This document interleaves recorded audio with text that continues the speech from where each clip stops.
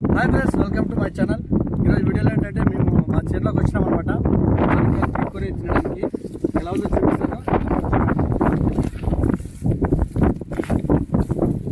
Friends, శనక్కాయలు అయితే దండి వేసేస్తాయి. మీ అందరికీ చూపిస్తాను. ఇలా పీకిన తర్వాత ఇలా తురుకోవాలి తినడానికి సూపర్గా ఉంటాయి. శనక్కాయలు అయితే బాగా కాసాయి. ఇవన్నీ కాల్చుకొని తింటాము.